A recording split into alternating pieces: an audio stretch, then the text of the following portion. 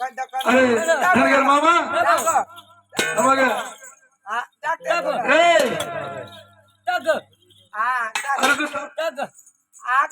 अरे खड्डेकरांच्याला पूजा नाही तर काना तो चार पत्रीवाला ना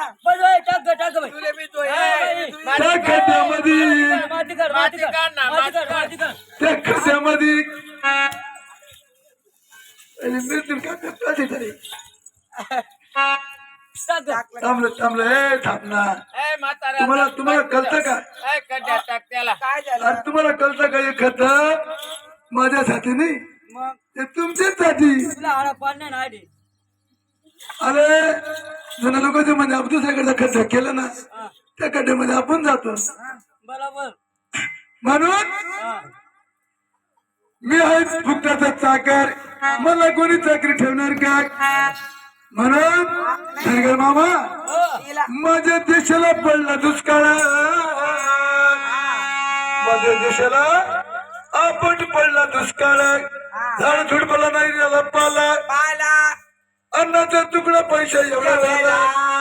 शेळ्या मेंढीचा निपा झाला जायला म्हणून आलो तुमच्या देशाला रे धनगर मामा हे म्हणते रे तू झालं ठेवतो का अगं ये बाई तू ठेवते का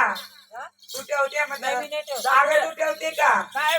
हे म्हणते चाकरीला ठेवते का चाकरीला नाही बाई मी नाही ठेवत अगं कोण ठेवणार मग त्या धनगर लोकांचा आपली मालकीन बानूबाई म्हणून त्या धनगर लोकांचा न्याय हिशोब चालत असताना त्या म्हणते की फुकटाचा चाकर